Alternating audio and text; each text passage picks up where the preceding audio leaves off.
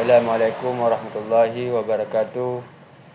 Perkenalkan, nama saya Muhammad Arif Asyari dengan NIM 2401101064. Di sini saya menjelaskan tentang gelombang, suara dan getaran. Gelombang, getaran dan suara adalah konsep dasar dalam fisika yang saling berkaitan dan sering kita temui dalam kehidupan sehari-hari.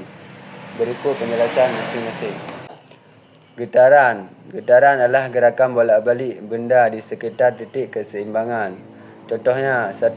Bandul jam bergerak maju mundur. 2. Senar gitar bergetar saat dipetik menghasilkan gelombang suara. Getaran memiliki beberapa sifat penting. Frekuensi, jumlah getaran yang terjadi dalam satu detik, biasanya diukur dalam Hertz.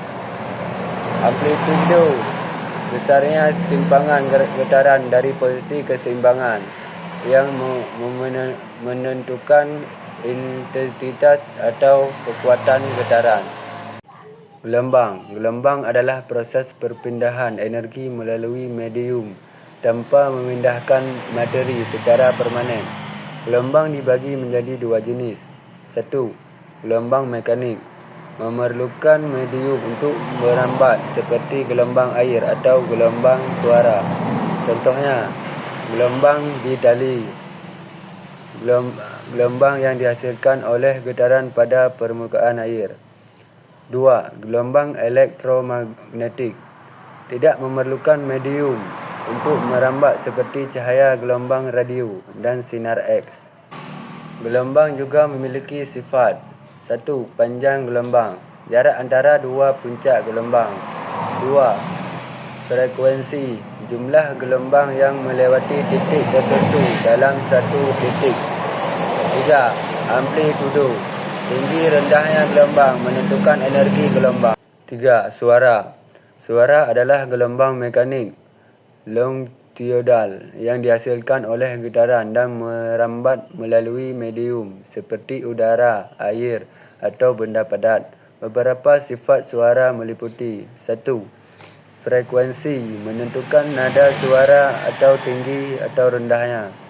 Misalnya, suara tinggi memiliki frekuensi lebih besar. Amplitude. 2. Amplitude menentukan kuat lemahnya suara. Suara keras memiliki amplitude lebih besar. 3. Kecepatan, suara bergerak lebih cepat di medium padat seperti logam dibandingkan di udara. Contoh dalam kehidupan sehari-hari. 1. Ketika kita berbicara, suara bergetar dan menghasilkan gelombang suara yang dirambatkan oleh udara ke telinga pendengar. 2. Alat musik seperti drum, gitar dan piano menghasilkan suara melalui getaran mekanis yang menciptakan gelombang. Sebagai kesimpulan, konsep gelombang, getaran dan suara saling berhubungan dan memiliki peranan penting dalam memahami sebagai fenomena alam dan aplikasi teknologi. Getaran adalah gerakan bolak-balik di sekitar titik keseimbangannya yang menjadi sumber dari sebagai jenis gelombang, termasuk gelombang suara. Gelombang sebagai mekanisme perpindahan energi dapat berupa mekanik maupun elektromagnetik, tergantung pada medium perambatnya. Salah satu gelombang mekanik yang sangat dekat dengan kehidupan manusia adalah suara, yang merupakan hasil dari getaran yang merambat melalui medium seperti udara, air atau padatan. Dalam kehidupan sehari-hari, kita melihat penerapan konsep-konsep ini dalam berbagai bentuk.